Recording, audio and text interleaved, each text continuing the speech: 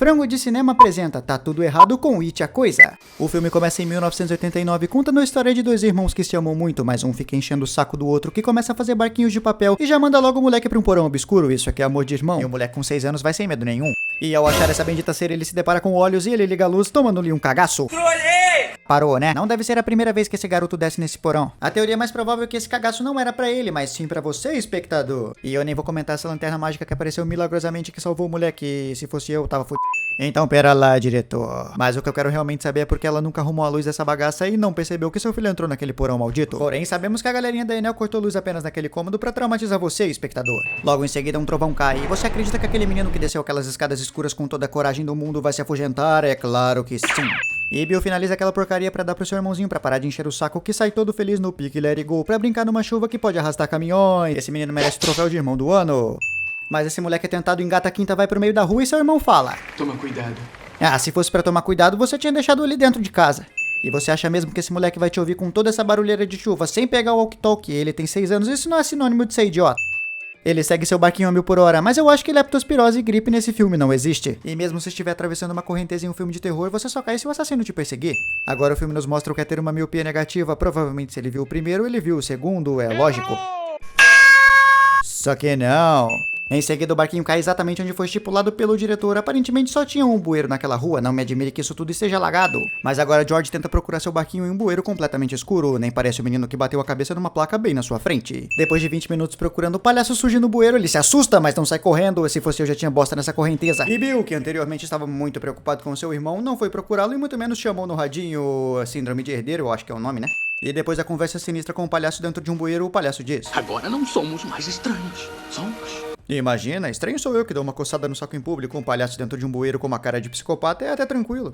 Uma velha aleatória sai de sua casa aleatória pra fazer coisas aleatórias. Nós vimos que ela está de frente com um garoto que pode estar bebendo água do esgoto ou se afogando, mas beber água de esgoto e se afogar nesse mundo é muito normal. A ideia que se tem disso é que ela viu que era um moleque que ficava tocando a sua campainha e sair correndo, então se ele morresse ali, ela não queria ter culpa de nada. Mas que velha doida. E o Patati não quer nem saber se o moleque é destro, já manda aquela mordida igual eu mordendo um Burger King. Fica a dúvida no ar porque essa velha deixou esse gato nessa chuva e nessa friagem, sendo que era sua única companhia. Depois esse palhaço maldito encarna o Senhor Fantástico, estica seu braço e pega o moleque lá no meio da rua. Você sabe por que ele não fez isso antes? Não sei. Nem eu! Agora o que eu quero mesmo saber é porque nesse mundo de casas ninguém ouviu o grito desse garoto e nem mesmo essa mulher que tava a 20 metros se prontificou em olhar. O que é? Essa mulher tava num bunker? Alguém avisa pra essa mulher que tá caindo chuva, não meteoro. Notando depois de 50 minutos a ausência do seu gato, eu imagino essa mulher fazendo um bolo. Tá pegando fogo! A velha dá uma olhada pro horizonte e ela não vê nada além de um rastro saindo do bueiro, então ela pensa: E quem disse que isso é problema meu? Que desalmada. A câmera mostra pra gente os amigos de Bill, Ed, Rich e Stanley, enquanto em outro ponto Beverly é caçada pelo Exterminador do Futuro, que bate na sua porta com delicadeza. Então a vilã começa a falar até umas horas e quando ela para de falar, automaticamente aparece a menina que joga todo o lixo em cima da outra, que viu, sabe-se Deus lá como, olhos de águia, eu acho. Mas seria exatamente isso aqui que aconteceria se a Beverly não estivesse lá dentro e fosse algum outro professor ou um diretor. Como é que elas sabiam que era a Beverly que tava ali? Não sei. Nem eu! Já passamos pra mulher que está procurando sua filha desaparecida faz quase um ano. É claro que a escolha mais óbvia de uma menina de 10 anos seria se esconder dentro da escola. Os delinquentes atacam nossos heróis na frente da polícia. E você sabe por que eles fizeram isso? Porque no take seguinte a polícia já não estava mais lá. Eu acho que eles foram atender alguma outra ocorrência, eu acho. Com tudo isso, Bill toma a atitude mais inteligente possível. Você é um bosta, Bowers! Qual é? O cara acabou de te agredir na frente da polícia, animal. Então quando ele vai pra cima de Bill, o policial já aparece de novo. Se tu fosse um pouquinho mais escuro, eu ia te quebrar na porrada. Enquanto isso, Ben conhece Beverly, que diz pra ele: Todo mundo sabe que ele tá atrás de você. Jura? Então por que eles não estão caçando esse gordinho lá no fundo ao invés de estar enchendo o saco na frente do policial? Ela assina o caderno do moleque que tá sendo perseguido, esquece completamente disso e sai andando com a sua bike.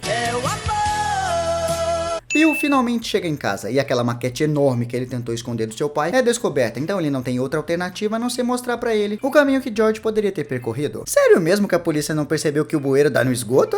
Será que assistiu Enterro de Anão? Esse cara só podia estar pensando isso, porque depois dessa explicação muito bem elaborada de Billy, ele surta e vai embora. Agora vamos até Mike, um garoto que faz entregas no iFood, que ao perceber o carro de Bowers vindo em sua direção, toma a mais brilhante das ideias: entra num beco, por que não, né?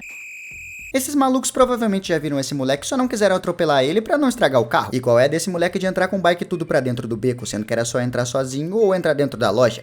Olha, eu vou fingir que eu não vi isso. Depois de horas vegetando ali, o palhaço aparece pra aquele garoto. E os rapazes que foram abastecer no posto chegam 2 horas depois, nem sabendo se o moleque ainda tá lá. Como é que os caras entram num beco a 1000 por hora sem saber se o cara ainda tá lá? Ah, vamos entrar nesse beco que eu vi o garoto entrando há 2 horas atrás e não avisei pra ninguém. Ué, Cleitinho, tá tirando, né? Pô, meu pior bagulho sério, não zoa não. E que se lasque você que quer saber o porquê a coisa não comeu esse maluco. Já vemos Ben escrevendo sua cartinha de amor para Beverly e dando uma de CSI Miami vendo toda a história daquela cidade, ao passo em que ele nota um balão flutuando com uma musiquinha esquisita que não percebe que ninguém naquele lugar viu, só ele. Qual o problema de perguntar se alguém tá vendo aquilo ou se tá ignorando mesmo? Então pra ele largar de ser trouxa, o It já corre atrás dele, ele já quase joga a véia pro chão no processo. Por fim, o moleque sai da biblioteca e atrás da estátua aparece Bowers, que estava esperando o moleque sair sem saber a sua localização e muito menos quando ele ia sair. Não sabia que o GPS dessa galera estava sintonizado em gordofobia. Então essa galera arrasta 150 kg de banha contra sua vontade pela cidade inteira sem levantar nenhuma suspeita, onde manifesta-se um ódio exageradamente forçado pelos roteiristas que já jogou fora a lógica e a coerência há muito tempo. Esse animal começa a agredir o moleque e escrever suas iniciais no corpo dele. Mas que pena que não tá tendo uma onda de assassinato e pessoas sumindo. Ele nem se tornaria o principal suspeito. Ei, porcaria, hein? Então o moleque que é formado em 2000 horas de Street Fighter dá um chutão no cara bem na sua frente e todo o grupo parece sentir. Eu acho que a conexão desses caras é muito forte. Mas por que esses dois Zé Ruela soltaram ele, gente? O moleque despenca 200 metros morro abaixo e levanta como se nada tivesse acontecido, enquanto eu simplesmente desequilibro da bike e paro 2 semanas na UTI. A super resistência desse moleque tá em dia. Então nosso herói toma a dianteira e esses dois animais seguem logo atrás, mas um vai pro lado errado e o outro segue caminhando e cantando, seguindo a canção. Eu queria que a Receita Federal me seguisse igual esses dois aí. O filme então decide dar uma colher de chá pro garoto e foca no clube do algodão doce. Os moleques entram no esgoto e logo já acham um sapato que pertencia à filha daquela mulher, mas se a polícia tivesse procurado no esgoto ao invés de ficar acompanhando ela, teria sido muito mais efetivo. Tô sem entender até agora porque essa mãe escreveu o nome da menina no sapato. E se eles acabaram de ter a prova de um crime na frente deles, por que eles não saíram correndo, sendo que pode ter alguém ali dentro? Tá burro, velho. Os garotos então tomam-lhe um cagaço apenas quando o gordinho entra em cena. Que nojento. Ô louco, eu não sabia que ele tinha liberado a skill de caminhar sobre a água. Essa pra mim é nova. Se esse moleque tá correndo na água a 2 km, já era pra terem ouvido ele há muito tempo. A turma do algodão doce chega na brilhante ideia de que não precisa levar o gordinho pro hospital, porque eles podem muito bem curá-lo sozinho. Os garotos percebem que não tem dinheiro pra pagar tudo aquilo, mas pela lei da conveniência e pelo roteirista estar cirúrgico, eles encontram Beverly, contando tudo e ela decide ajudar os garotos. Então ela coloca os óculos do cara e quando ela vai devolver, ela esbarra por acidente. Essa atuação está no nível da Jade Picon. Ele nem pega o óculos com a armação fechada e de repente ela tá aberta e coloca na cara. Os moleques pegam o que precisam e dão fora. Beverly então tem uma breve conversa com Bill. Você tá bem, parece que isso aí tá doendo. Que? Como assim? Como é que você conseguiu ver o machucado do moleque sendo que o Stanley tava na frente e você tava a 20 metros? Vai me dizer que aqueles óculos do velho te deu poderes de zoom. Já vemos que Beverly sofre constantes abusos por parte do seu pai, que por 1000 diabos alados decide cortar seu cabelo, mas ao invés de pegar essa tesoura e enfiar água lá abaixo no seu pai, ela prefere cortar seu cabelo a la Zohan. Então vemos os garotos trancados de pular naquela pedreira enorme, e Beverly, que não recebeu o horário nem o lugar onde esses meninos estariam, simplesmente aparece ali e dá um mortal carpado do nada. O roteirista está cirúrgico. E o Rich, que não tem respeito nenhum pelas coisas dos outros, simplesmente enfia a mão na mochila de Ben e retira o cartãozinho que ele fez pra Beverly. Ele retira a pasta e começa a perguntar o porquê de tantas mortes naquela cidade. Parece que as mortes ou desaparecimentos aqui são 6 vezes a média nacional. Sinceramente, eu reflito porque alguém moraria nessa cidade, viu? Eu acho que é porque os aluguéis devem ser muito baratos. E Ben, que não é bobo nem nada, já aproveita e deixa pra elogiar o cabelo da menina, que cortou seu cabelo de qualquer jeito, mas mesmo assim ele está lindo, maravilhoso. Ben já chama geral pra ir na sua casa ver os Paranauê, e o filho dessa mulher não sumiu faz nem 24 horas e já tem um cartaz de desaparecido. Então se você viajar por 2 dias sem avisar ninguém, já tem uma lápide sua no cemitério. O filme precisa que alguém explique isso para os espectadores, por isso cá estou eu. Ben diz que 91 pessoas estavam na fundação da cidade de Derry, e todas morreram, uma a uma. Apenas foi deixado um rastro que levava até o poço. Onde fica esse poço? Eu não sei. Em algum lugar na cidade. Pô, ainda bem, né? Porque se ficasse na Amazônia ia ser difícil. Então Ed esquece completamente que foi pra casa do moleque de bicicleta e volta a pé sozinho. No meio do trajeto suas coisas caem e ele é ajudado por um estranho mais bonito do mundo. Então ele toma uma atitude nada inteligente que é entrar mais dentro daquela casa maldita. Como se não bastasse, ele começa a correr ao redor daquela casa esquecendo completamente que tem asma. Porém, ao avistar o palhaço, ele fica 5 minutos gritando ao invés de dar no pé logo e de repente uma abertura se abre dentre as grades. O It poderia ter matado ele ali, mas eu não vou pontuar todas as vezes que esse bicho poderia ter matado as crianças, porque senão esse filme teria 3 minutos. Do outro lado da cidade, Beverly já é pega pela coisa e aquela cabeleira dá uma cuspida de sangue na cara dela, fazendo então a menina engolir 50 50 litros de sangue com a boca aberta e deixando sua casa parecendo um cenário de Jogos Mortais, o filme não se importa nem um pouco em explicar se aquilo era uma alucinação da menina ou se realmente aconteceu, já que seu pai passa por ali, não vê nada e começa a mexer com a menina. Mas o que nós podemos escutar é passo pisando em sangue e não pisando em um chão. Então se o filme não tá nem aí pra gente, eu também não tô nem aí. Então Beverly chama um monte de garotos pra limpar o seu banheiro, porque ela não pode fazer isso sozinha e tem um bando de gado atrás dela. E ao chegar lá podemos notar que essa banheira está toda ensanguentada e não limpa, então quando que essa menina tomou banho?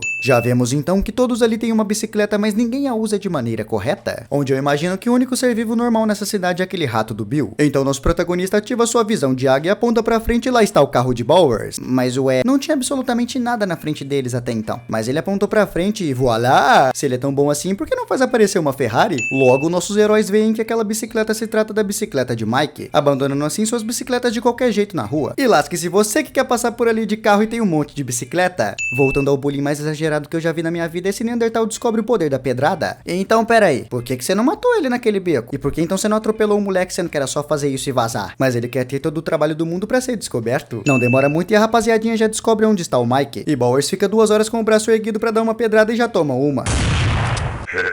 Os nossos heróis se armam com pedras do tamanho de uma manga e a guerra come solta, mas o estranho de tudo isso é que eles recebem pedradas na cabeça direto como se fosse cocô de pombo. Bowers se encontra caído e sozinho e você pensa que eles vão fazer a mesma coisa que ele queria fazer com o Mike, mas não. Se fosse eu ali, um a menos não faz a menor diferença nessa cidade. Vai chupar seu papaizinho, seu caipira babaca! Eu não sei se você sabe, Rich, mas você nasceu no interior e mora nele, então você também é caipira. O pessoal sabe-se Deus como consegue sobrepor as plantas e acha onde fica aquele poço. O palhaço da Uma de Samara sai da tela e ataca as crianças, que poderia muito bem matar elas ali mesmo, mas Stephen King quer que esse filme tenha 3 horas de duração.